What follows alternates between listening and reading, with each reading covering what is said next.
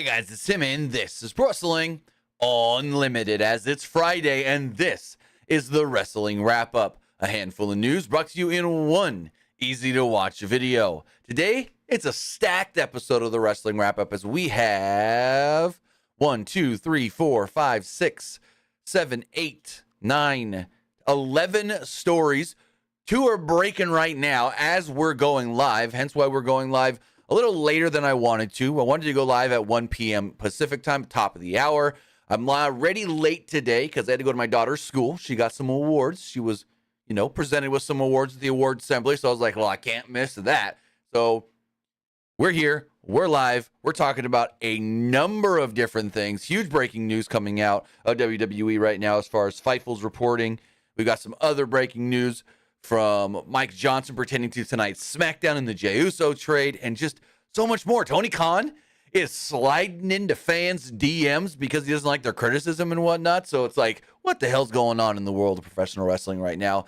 But we got so much to talk about, and I want to say thank you for joining us here. Twitch.tv/PW Unlimited, YouTube.com/Pro Wrestling Unlimited, and podcast services all around the globe like Stitcher, Spotify, Google Pod, Apple Pod, Anchor, iHeartRadio, and so much more. Remember, if you are watching live on Twitch, you can help us out a couple of different ways. You can either help us out by hitting that donate button down below or donating Twitch bits in the live chat. Remember, you can also subscribe to the channel one of 2 different ways. You can subscribe like Esports Gaming Rules just did, with a tier 1 subscription. I will read your comment in a little bit. Esports Gaming Rules pertains to a story we're talking about later in the show. So I'll get to that, at least the first half of that, when we get to that. But I do thank you for the subscription. Also, remember, you can subscribe with Amazon Prime, because remember, if you have Amazon Prime, then you have Prime Gaming. Prime Gaming gives you a lot of cool things like free games, free stuff for games, and you always get 1 free subscription to any Twitch channel you want to subscribe to throughout the month. And I'd greatly appreciate it if you did right here for Wrestling Unlimited. Also, remember, it doesn't just have to be your Amazon Prime account. It can be anybody's Amazon Prime account, whether that's your mother, your father, your brother, your sister, your grandma, your grandpa, your auntie, your uncle, the guy that you went and bought your Mountain Dew from at the dollar store today. Be like, hey, you got Amazon Prime? You got a link to a Twitch account? Oh, you don't, do you? Well, can I link it to mine and then I can help support cool creators online? Why, thank you. Also, remember, head over to YouTube, hit that join button, and become a channel member. Finally, head over to the Epic Games Store. Head over to the Epic Games Store and buy something. Whether you're buying a new game like Lords of the Fallen that's getting great reviews right now, Alan Wake 2's coming out soon, or even Sonic Superstars that drops on Monday, use this code right here, PW Unlimited at checkout, and you'll be supporting us at no extra cost. Heck, you claiming the free games for this week that just went free today, Blazing Sales and Cube, the Ultimate Bundle? Use this code at checkout, PWU Unlimited. And you'll be supporting us at no extra cost. Heck, next week, you're getting The Evil Within for free on the Epic Games Store. Great game. Great game. Also, remember, if you're playing Fortnite, you're getting into all that Fortnite stuff, Fortnite, however you want to say it, Fortnite. You looking for Jack Skellington? You trying to get Michael Myers in Fortnite? Again, put in this code, PW Unlimited, on your PlayStation, your Xbox, your Nintendo Switch, and so much more. But with that, we're doing something a little different. Usually I break things up. I go WWE, AEW, other news, or AEW, WWE, other news. I never lump things together, but I wanted to start the show off talking about Tony Khan and all of his Twitter mess. But right as we went live, Fightful had a big, huge update, which is literally just a sentence. But to me, it's huge, pertaining to a big return. So we're going to actually kick the show off with this news. Then we'll go into our AEW block, back to some WWE news, and go from there.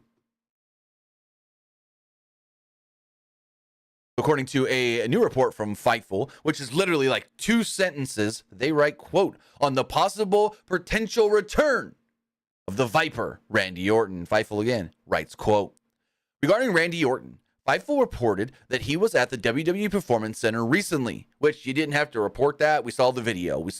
They report. They continue by stating, you see, I'm excited. He and WWE are targeting by Survivor Series for a return. There we have it, ladies and gentlemen.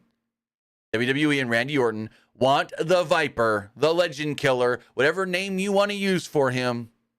One of the best ever in WWE, at least in this era, this millennium. Survivor Series, which is, about a month and a half away. Survivor Series is, I want to say, the 25th of November. Yep, November 25th. And according to this report from Fightful, they state, quote, he and WWE are targeting by Survivor Series for a return. For a return. Oh, buddy. And who knows what the hell he's going to do? Because the obvious storyline is gone. The obvious what do you do with Randy Orton upon his return isn't there anymore. It was something with Matt Riddle. Whether that was him teaming back up with Matt Riddle, whether that was him coming back and attacking Matt Riddle, kibosh that storyline with Matt Riddle getting fired, getting released, getting let go by the company. But you still have the Bloodline. You still have him wanting to seek revenge on the Bloodline because the Bloodline put him out of action. So we could go that route and him want to go straight after maybe, what's his name? I can't think of it for some reason. Roman Reigns. Been so long since we've seen the chief, the tribal chief. I forgot his name. Maybe he wants to go after Solo, Jimmy, Jay, who's trying to put over a new leaf. Who knows? But it is being reported by Fightful. No other real details are being given, but it's being reported by Fightful that WWE and Orton want his return to be by Survivor Series, which means like between now and Survivor Series. Could that be the big Triple H announcement tonight? We're going to talk about what I think, or what's being reported as such later. Could that be one thing? Maybe Triple H has multiple announcements tonight on SmackDown. Could that be one? Maybe. 2 days ago, would I think that was possible? No. Today, yes. I'm changing my tune. Somebody asked me on Twitch the other day, hey, you think Triple H's big announcement is the return of Randy Orton? I said, no chance. No chance. Well, take that back. I think there could be a slight chance that the Randy Orton announcement gets announced, a return gets announced tonight. Now, if it's Survivor Series and he's doing something at Survivor Series, I'm not sure. I think maybe, and I could be wrong on this, they wait till after the Saudi show. Maybe like that next Monday or that next Friday, they announce Randy Orton's return, or Randy just returns. So we'll follow this story very, very, very, very, very, very, very, very, very, very, very, very closely. And if we do hear anything further on the 14-time, I think he is, world champion, returning to WWE after being gone for well over a year with a back issue that led to, a back surgery. We'll have it for you right here. Pro Wrestling Unlimited. I'm going to check real fast. How many times world champion is Randy Orton? I think it's 14. Maybe it's 13. Hold on. We're going to count some counts. He is a World Wrestling Entertainment 14-time world's champion. 10-time WWE champion. 4-time world heavyweight champion. So there we go. Moving forward, let's talk AEW. Let's talk about Tony Khan. Tony Khan on Twitter. As far as the quarters angle does go. Because we've got, and I'm going to pull a couple of different things here up on the screen. Because we got some tweets we got to go through. Oh boy, do we. Oh boy, do we ever. So, this past week, actually, I'm going to start this off by reading the TMZ report first. And then we'll go from there. Just to give context over everything. So this past week on AEW Dynamite, they did an angle with Juice Robinson and MJF that led to a lot of fans being upset. That led to a lot of fans being hurt. And they called it anti-Semitic. It was over the quarters stuff with Juice and MJF. Basically, the TMZ article reads as followed.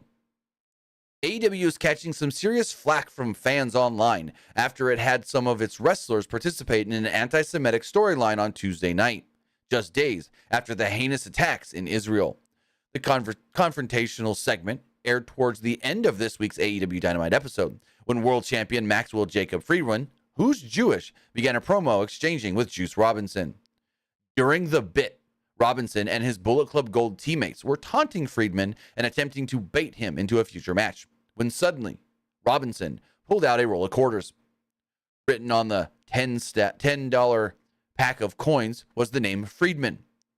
As Robinson showed it to the camera and then to MJF, he screamed into the microphone, "You know what I do with these, Sonny Jack? I break idiots' jaws." The scene was widely panned on social media as anti-Jewish, as Friedman has said repeatedly in the past that when he was a teenager, bullies would pelt him with quarters and tell him, "Pick it up, Jew boy, pick it up." Fans were irate with the wrestling organization's decision to turn it all into storyline this week, considering all of the terrors that's currently happening in Israel. For Friedman's part, he actually snapped out of the quarters as over the quarters as part of the promo on Tuesday's show, yelling back at Robinson, quote, "You come near me with those quarters, I'll end your life, you piece of shit." He later took to Twitter X to address the matter as well, basically saying that he's going to speak at the Stand Up for Jewish Hate thing this Thursday, which actually was yesterday at Gillette Stadium with Robert Kraft and so forth. So that's where all this stems from. Then, as we pull up these tweets on Twitter, let's pull these up on the screen. This comes from a AEW fan from Jacksonville. That is a big thing. From Jacksonville, Travis Akers, who tweets, "We were watching AEW when this happened live last night. It was tasteless and a horrible decision by Tony Khan to pursue an angle woven with anti-Semitism. We changed the channel. AEW lost me as a fan with this one, which sucks because I really enjoyed their product." Then Akers would tweet this.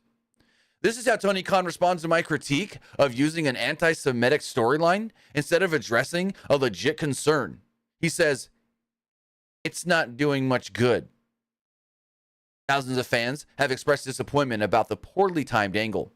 This is not how you respond to them." So Tony Khan hits up this fan, as you see here in the image, and it says, "I got the point. You didn't like the angle on the second tweet, Travis. Message was received hours ago. I don't think quote tweeting TMZ is doing much good." Then the second one, Akers responds by saying, "How often do you slide into fans' DMs to mock a legitimate critique? I love AEW. In my opinion, you have the greatest roster in the entire industry. I've been to over a dozen AEW shows, have a couple friends in the company, and have promoted your brand extensively. If I can recommend anything, it would be to not just acknowledge our legitimate concern, but address it head on. Non-kayfabe on next week's Dynamite." Akers then sent out this response from Khan that stated, "I know who you are, or I know exactly who you are in Jacksonville. That's why I reached out." So what is Tony doing here? Why is he reaching out to fans, telling fans, I get it, or this one fan at least, this is the only one we know of, but this one fan stating, or him stating back to the fan, "I don't think quote tweeting the TMZ article is doing much good. I get it, you didn't like it." Like, this man needs his cell phone taken away. Between this and all the tweets we're going to talk about here in a minute, boy, this man is just spiraling out of control right now mentally. And someone needs to help him. Because it's like, boy, howdy. To go as far as to not address this publicly yourself online or in a video on something else, I don't know. But to DM a fan, to go and slide into their DMs and be like, "I get it, you didn't like it." Basically saying you don't have to keep tweeting about it. To tell the fan what to do, kind of? Like, again, I'm going to read Tony's message to him. "I got the point that you didn't like the angle on the second tweet, Travis. First off, you're going naming him. Not just saying, I get you didn't like the angle, but to say, Travis, like, talking down. Message was received hours ago. Like, stop tweeting about this. I don't think quote tweeting TMZ is doing much good. Like, stop pushing the TMZ article out there in the ether. We don't need more people tweeting it out. Like, come on, Tony Khan. What are you doing? What are you thinking? This is ridiculous. And this is just one piece of the crazy Tony Khan crap from the weekend, or from the week that we've had so far as all of his tweets and whatnot. And I'm going to pull them up on the screen. We're going to talk about them. So, as we pull these up here, because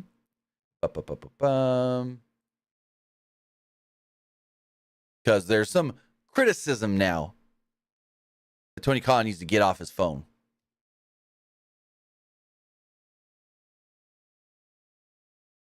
So throughout this week, with AEW and NXT going head-to-head, basically Tony Khan kept throwing jabs, taking shots at WWE. Tony Khan would first send out this tweet in a response. I got this right here. Responded to a fan that said that I'm not watching your show, I'm going to watch NXT. He says, okay, we won't see you tomorrow night for Title Tuesday then. And then it's a Roderick Strong gift that says, who gives a fuck? Like, I don't care if you watch or not. Then someone responded, oh, Vince McMahon responding to tweets like this, he would never do that. And he goes, if Sir Vince McMahon said this, it would be the least of his alleged misdeeds. Like, come on, guy. He would then respond to this one with basically, there was a report, I forget from who originally, that said that WWE is looking to send a message with the NXT broadcast. He responds with this. I have a message for them. See you tonight at a special Tuesday night Dynamite title fight Tuesday, blah, blah, blah, blah, blah. At least the first 30 minutes are commercial free. A big overrun tonight. Bald assholes. Shot at Triple H, Shawn Michaels, or both. Then someone says, oh man, Shawn Michaels Booker of the Year. And Tony responds with, actually, I'm pretty sure the last night blew whatever chance he had winning that award. Then probably the worst one of all. Well, actually, no, there's one more here. First off, they lose by 312,000 viewers, and Tony tweets this because AEW or NXT did over 900,000. Tony tweets, this week, 2 active decade-long rating streaks from 2 great legends are ended. With all due respect, this week's head-to-head AEW on TBS versus WWE on USA, neither John Cena nor Undertaker have been on a WWE show under 1 million total viewers, plus under 400K in the demo. Really? What does that have to do with anything? Okay, they were on a show that didn't do 1 million. Whoop-a-de-doo. Then he tweets out this morning. There's 2 parts to this.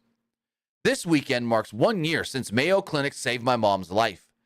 During her ordeal, many AEW talent came to me alleging WWE tampering, inducing them to break their contracts. I'll never forget those phone calls at her side in the hospital. When it's when business became personal to me. He then tweeted on this one as a response. This is nothing new. I mentioned it last year after she came home. It's relevant today because she checked in for surgery 1 year ago today. As I've mentioned several times since, Mayo Clinic are heroes, and thanks to them, her recovery from a very grim outlook has been a miracle. How are you going to be thanking people for saving your mom's life while at the same time saying, my mom was almost dying. WWE is trying to steal my talent.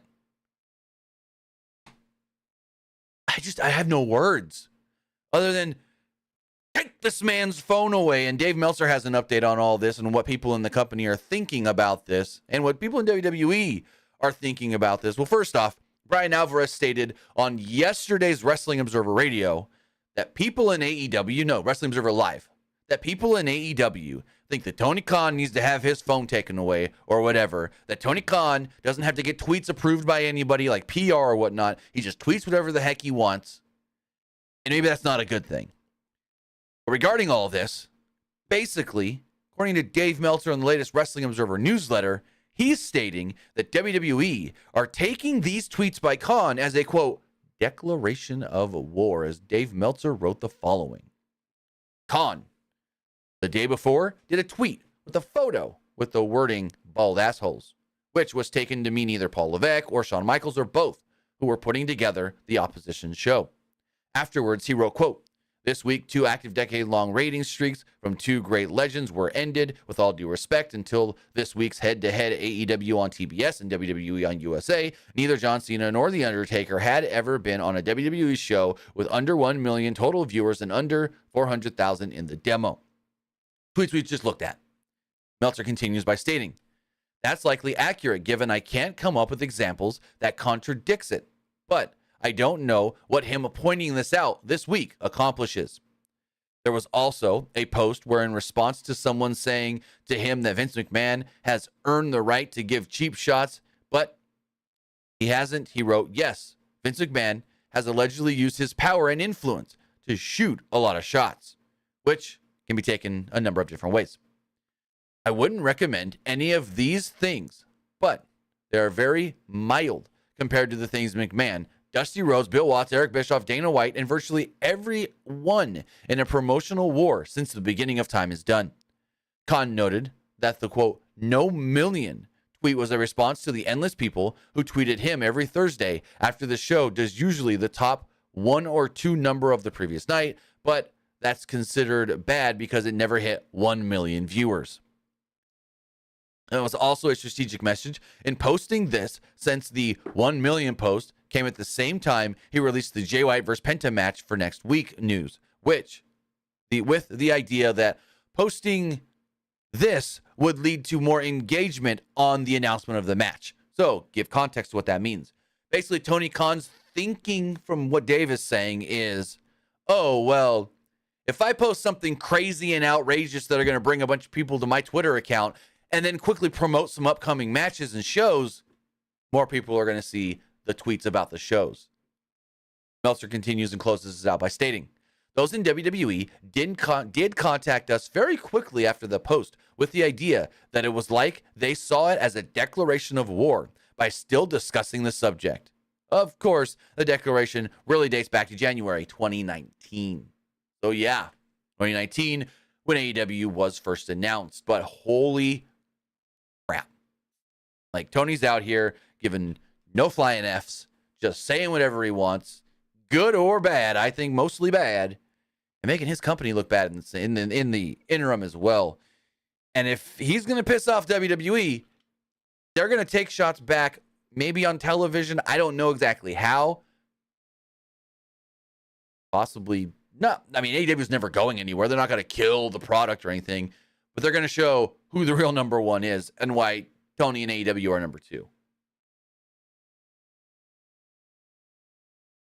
Moving forward with some more AEW news. We talk about FTR and them dropping the tag titles last week. This does come from the F4W Online, as they write, quote, new details have emerged regarding FTR dropping the AEW Tag Team Championships to Ricky Starks and Big Bill. FTR lost the titles on the October 7th episode of Collision in a match that went under 5 minutes. Cash Wheeler was chokeslammed through an announce table by Bill in the early going and did not return to the match after. It was originally thought this was done to cover for Wheeler being injured, as people in the company were told he was dealing with broken ribs.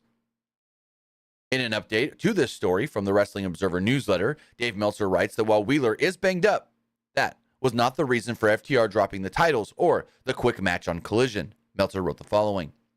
This was an angle pitched by Dax Harwood, where there were those in the company told Cash Wheeler was injured with broken ribs, and that was the reason for it. So they're playing everybody in the back. We're told he is banged up, even to where he was x-rayed, but we're told the x-rays showed no broken ribs, and he doesn't need time off and could have done a full match. The idea of the pitch is to do a match where Wheeler was injured and Harwood had to face both men and get blown out without getting much offense. The idea of dropping the titles and doing it in such a one-sided way was to put over Bill and Stark strong and to do something significant to try and help the Collision show. So I get that. Most people don't watch Collision anymore. They watched it when it first started, and the ratings are going down and down and down and down and down because this show is now feeling more and more like Rampage with the second hour, and nothing of consequence usually happens. Well, now we got a title change on last week's show, and that's something of consequence. So I could see helping the show and the perception of the show with this title change. The report goes on to state, prior to the title change, AEW had seemingly set up the next Young Bucks vs. FTR match, as the Bucks won a number one contenders match at the Wrestle Dream pay-per-view. The original plan was for the match to take place either at Full Gear in Los Angeles or the tapings from Ontario, California the week before.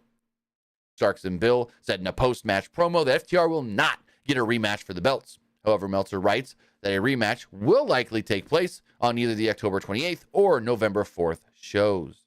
So there we go. This was all done in a way to try and help boost more interest in Collision of, oh, wow, there was a title change on Collision last week. Oh, wow, these guys are champions. Let's switch over and watch it really quick right now. So I commend them for doing that in a way to want to help the show. And we'll see how that does help the perception of Collision going forward. Now, moving forward, looks like Kota Ibushi is teasing that he has actually signed a contract with All Elite Wrestling. And this does come from FRW Online, Ian Carey. During an interview posted on X by HD Subs, Kota Ibushi revealed he signed with AEW at Blood and Guts on July 19th. He also said that there were certain conditions he required be met in order to agree to the deal, such as him continuing to live in Japan and being able to work for other promotions. Ibushi stated, quote, "I'm based in Japan and I will travel for the matches. Basically, I'm in Japan.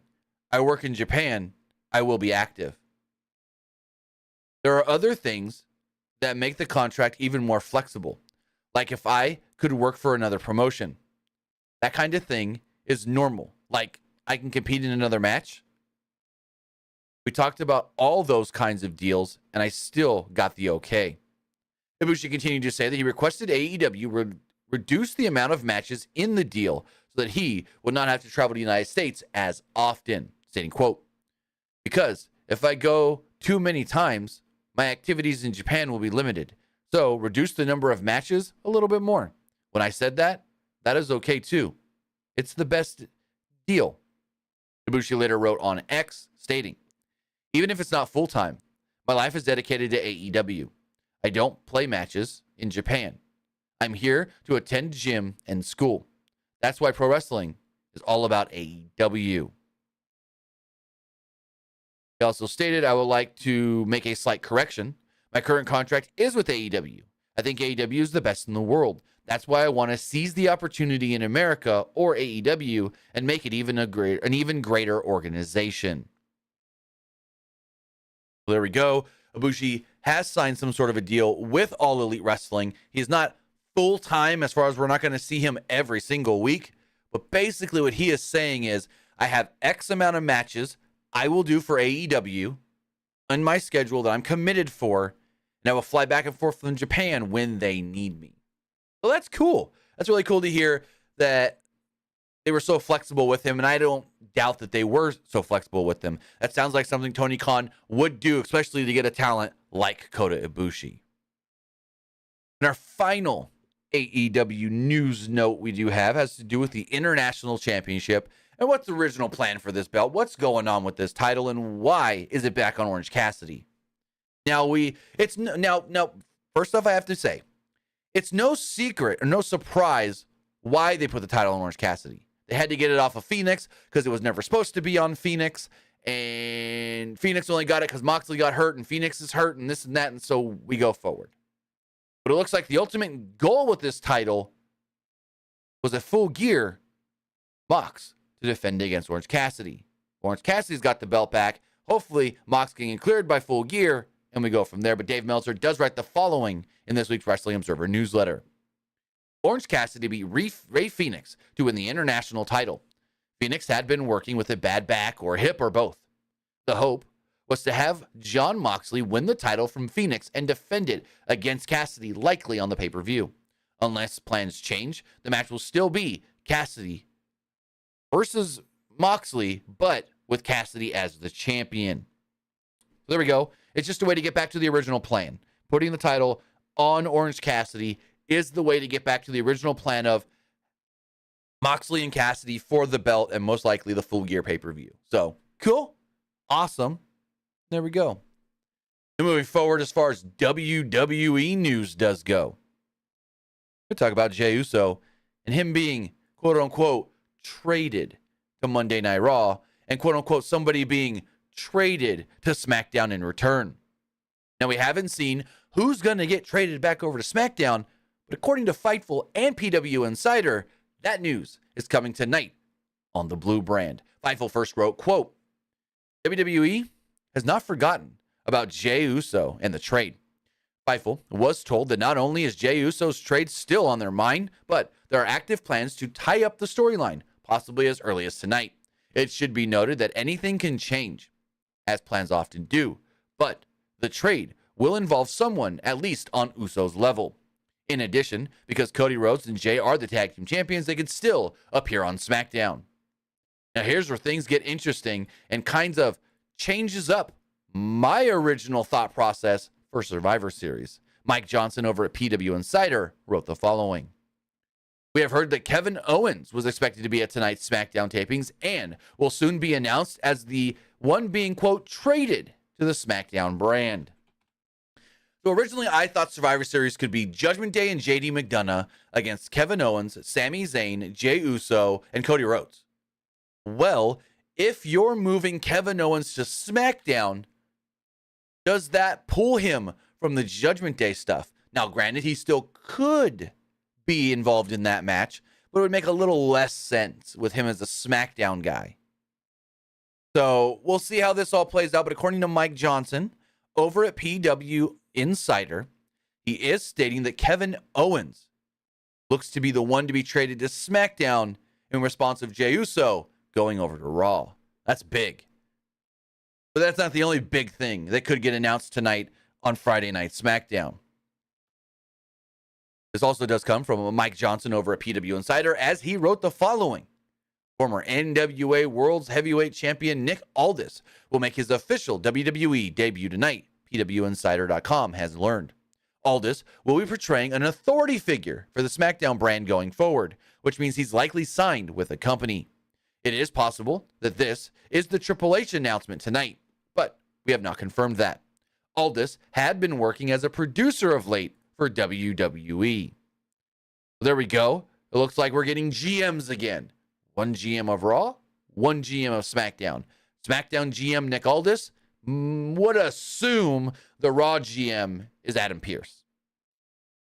So, I like this. I like GMs. I like, if you want distinctive brands, you also have distinctive general managers running each show. You have different people in charge of each brand. And hopefully, Nick Aldis is not going to be some sort of a pushover like Adam Pearce has been to the Bloodline. If Paul Heyman and the Bloodline say, oh, we don't want to do that, or we want to do this, da-da-da-da-da, and Aldis is going to be like, no, I'm the boss here. I run SmackDown, not Roman Reigns. And this is going to Esports Gaming's comment here where he says, quote, Nick Aldis as GM, maybe. And Tony Khan is having a big old meltdown because WWE finally defeated the AEW monster. And I hope Triple H announces Kairi Sane's WWE return. So Kairi is free and clear to go to WWE. Her final match with Stardom was, I want to say, a week and a half ago, last week, something like that. But I doubt that's what Triple H is announcing. I'm pretty sure Triple H is announcing Aldis as the GM tonight. But speaking of Triple H will be on tonight's Friday Night SmackDown, and it is being stated that Triple H has been given more power within WWE. This does come from F4W Online, written by Joseph Courier. In the latest Wrestling Observer newsletter, Dave Meltzer gave an update on the current state of the WWE creative process. Meltzer writes that Paul Triple H Levesque is the person making all of the key decisions in WWE creative right now. Vince McMahon is currently out of the process. But there's a term there, quote, at the moment, which was stressed to Meltzer, and it's possible McMahon's involvement could change in the future. Meltzer wrote, quote, regarding the creative process right now, Paul Levesque is the person in charge. He's the one making all the key decisions. Bruce Pritchard is his conduit between creative, talent relations, and talent services. Ed Koskey is the operations person who keeps the scripts flowing.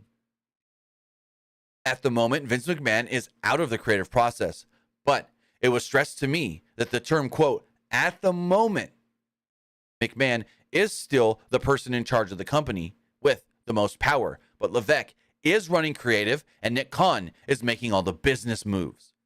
So right now, Vince is just up there at the tippity-top perch, just watching over, looking what everybody is doing, but not making any decisions, as Triple H runs the creative side of things, Nick Khan runs the business side of things, but again, it's for at the moment. And whenever Vince feels like it, he can swoop right in and take back over. So for everyone saying, oh my God, Ari Emanuel stripped Vince of his power. I knew this was going to happen. Once TKO was made, Vince was going to be out. But that's not the case. It doesn't sound like the case, because it sounds like it's maybe Endeavor telling Triple H, we want you running creative more. But at the same time, maybe it's Vince taking a slight step back going, Paul's got it. Paul's got it for right now. So at any time, Vince could take back control. Vince could jump in and go, let's make this change or let's make that change. But it is to be noted, people in Endeavor really, really like and respect Triple H as the person running creative. They love him as their Dana White, I guess you can say. That is something to be noted.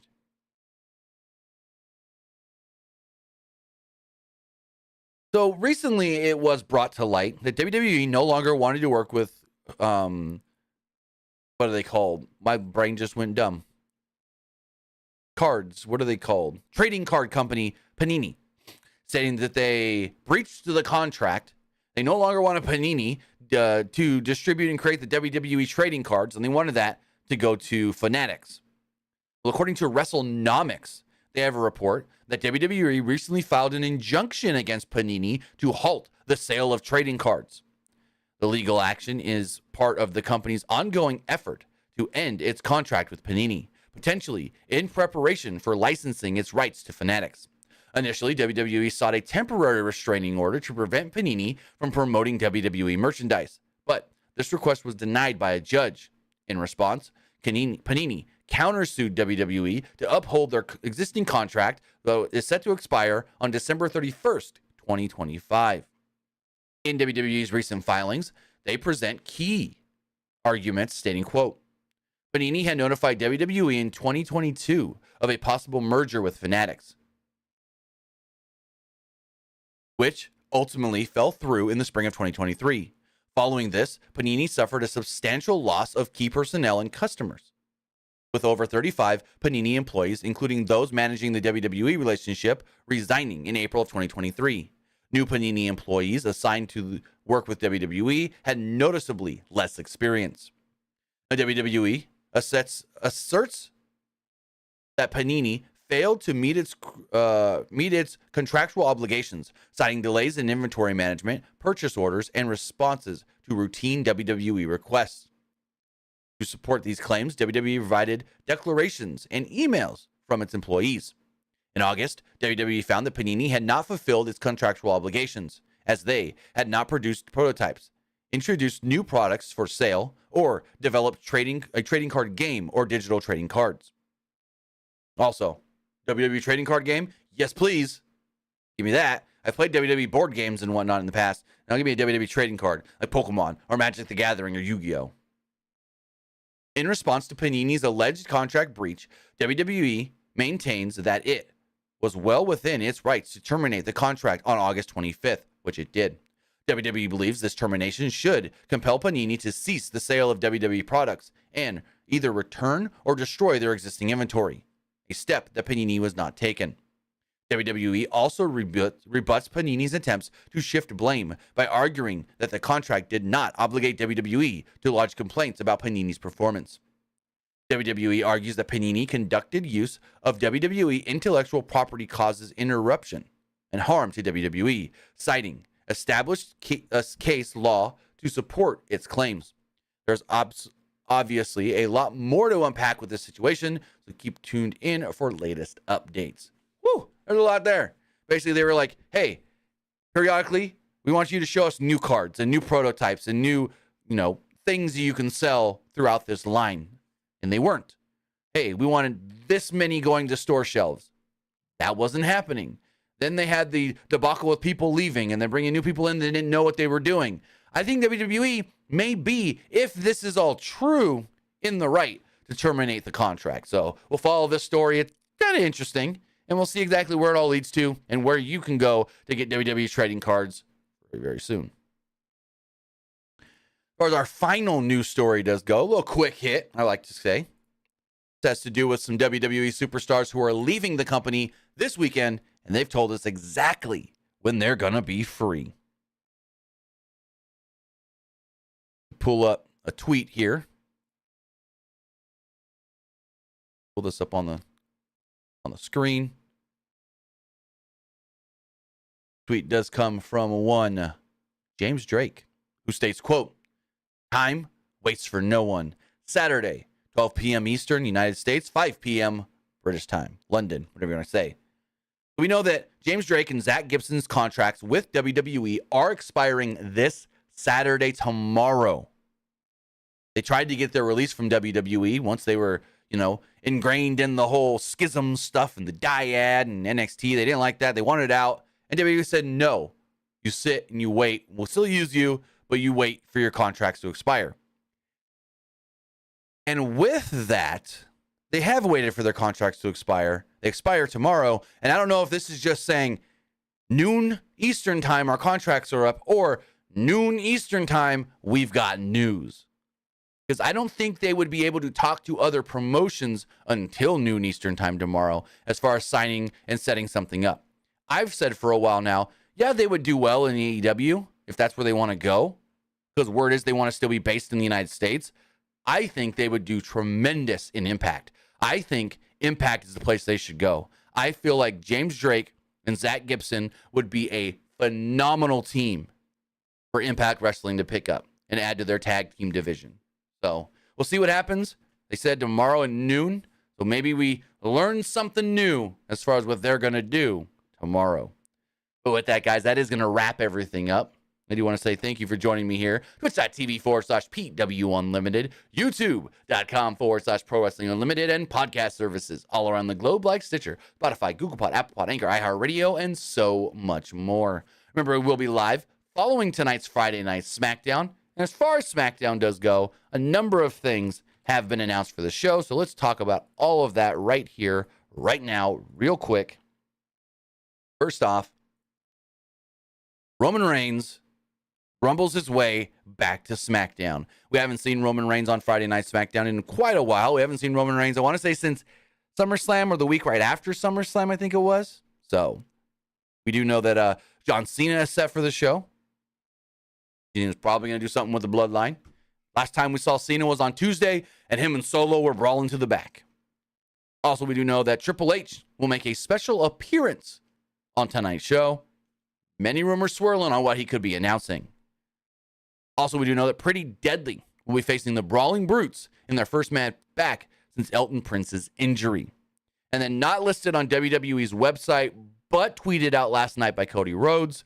Cody Rhodes said that him and Jay are coming to SmackDown and want to do a undisputed WWE Tag Team Championship Open Challenge. Jay would respond, "Goddamn, yeet." So it looks like that's what they're doing tonight.